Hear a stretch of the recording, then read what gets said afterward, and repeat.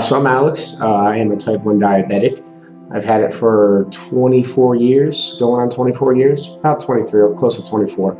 And it's definitely affected me in crazy amounts of ways. I got it when I was 7 years old. And, try telling a type 1 diabetic who's 7 years old they can't have Skittles.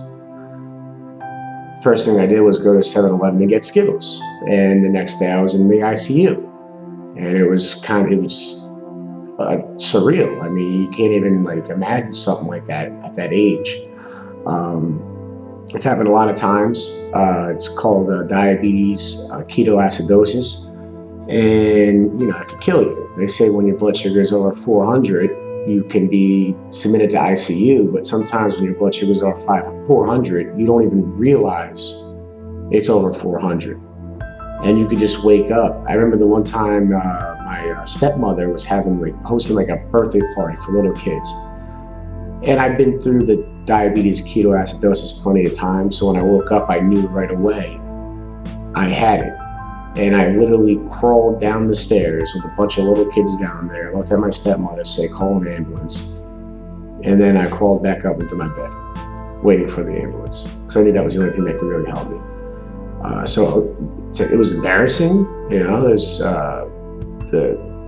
maybe a couple months after that, it went the opposite way, too low. And I remember I was on the phone with my mom, and I just didn't know. I heard her, but I wasn't there. It was like a third-person view looking down on me.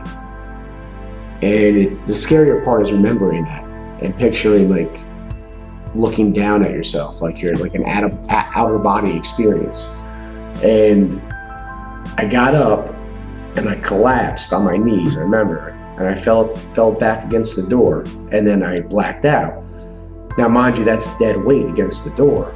So my dad literally took an axe and cut half the door down and picked me up through the door.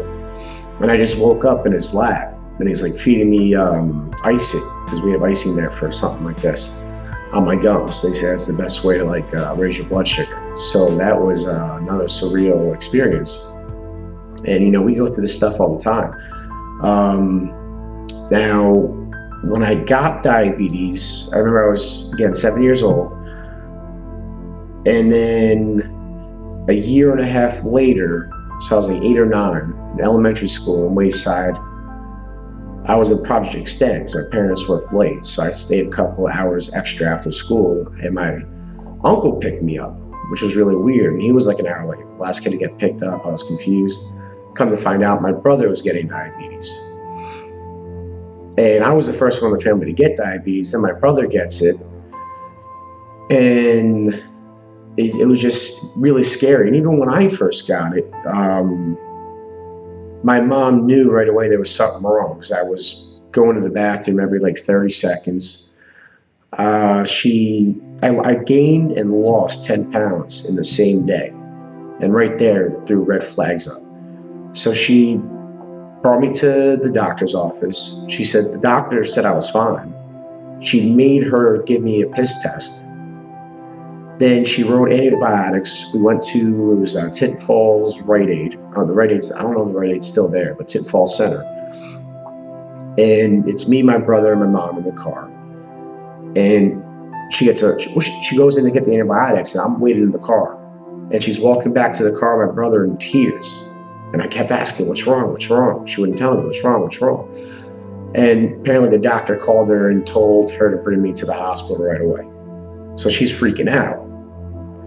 So my dad and my mom thought I had leukemia or cancer, because I was in that wing for 2 weeks with them. Because back then they didn't really know how to treat it as well as they do now.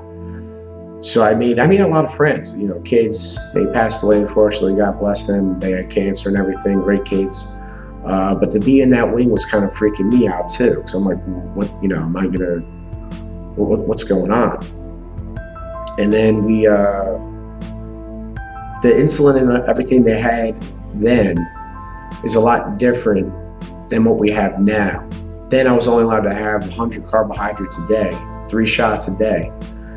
And I was getting sick all the time. It was bad. Now they have fast-acting and long-lasting insulin, so I can eat whatever I want. I'm just on an insulin to carb ratio. So every 10 carbs, I do 1 unit of insulin. So that counteracts my blood sugar when I eat. Then the long-lasting, I do 15 units before I go to sleep and then 15 units at night.